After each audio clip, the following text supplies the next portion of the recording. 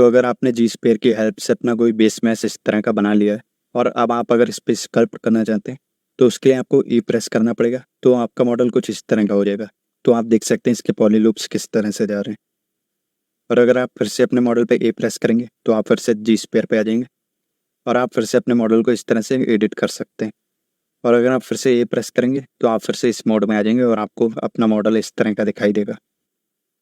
तो अगर मैं टूल पैलेट पे आऊँगा और मैं यहाँ नीचे जाऊँगा तो हमको यहाँ पे एक एडाप्टिव स्किन का ऑप्शन दिखाई देगा, तो मैं इस पर क्लिक करूँगा।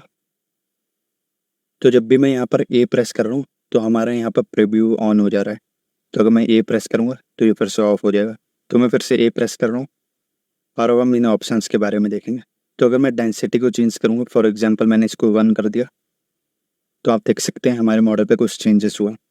तो मैं यहाँ पे डायनामिक्स रेजोल्यूशन को एक बार बिल्कुल 0 कर रहा हूँ और मैं फिर से ए प्रेस कर रहा हूँ तो हमको फिर से हमारा मॉडल इस तरह का दिखने लगा। और मैं अगर फिर से ए प्रेस करूँगा तो अब आप देख सकते हैं कि हमारे मॉडल पे पहले की तरह लूप्स नहीं है। तो जब भी हम डायनामिक्स रेजोल्यूशन को बढ़ाते या कम करते हैं तो उससे हमारा मॉडल डायनामिक्स हो जाता है। तो मैं यहाँ पे फिर से डायनामिक्स को बढ़ा रहा हूँ और मैं फिर से ए प्रेस कर रहा हूँ, तो हम फिर से एडिट मोड पे आ गए और मैं फिर से ए प्रेस कर रहा हूँ। तो आप देख सकते हैं कि अभी हमारे मॉडल का रेजोल्यूशन कितना ज़्यादा है क्योंकि हमने डायनामिक्स रेजोल्यूशन को बढ़ाया था।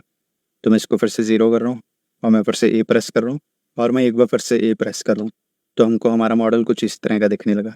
और अगर मैं यहाँ डेंसिटी पे जाऊँगा और मैं इसको चेंज करूँगा तो बेसिकली हमारे मॉडल पे सब डिविजन्स बढ़ रही हैं। और अगर मैं यहाँ पर नीचे आऊँगा और मैं एक अडेप्टिव स्किन पे क्लिक करूँगा तो हमारे मॉडल का एक नया सब टूल बन जाएगा और हम उस मॉडल पे स्कल्प्ट कर सकेंगे। तो मैं आपको रिकमेंड करूँगा कि अगर आपका जी स्पेयर का मॉडल इस तरह से बन चुका है तो आप ए प्रेस करिए और यहाँ पर आकर आप डायनामिक्स रेजोल्यूशन को 0 कर दीजिए और यहाँ पर आप डेंसिटी को ड्रैग करके देख सकते हैं कि आपके मॉडल पे कितनी डेंसिटी सही लग रही है। इसके बाद आप मेक अडेप्टिव स्किन पे क्लिक कर सकते हैं, लेकिन उससे पहले मैं यहाँ पर ऊपर की ओर ड्रैग करूँगा और यहाँ पर आप देख सकते हैं कि अभी हमारा एक ही मॉडल यहाँ पे दिखाई दे रहा है। तो मैं फिर से अडेप्टिव स्किन पे जाऊँगा और यहाँ पर मेक अडेप्टिव स्किन पे क्लिक करूँगा, तो आप देख सकते हैं हमारे मॉडल का एक डुप्लीकेट यहाँ पर आ गया है।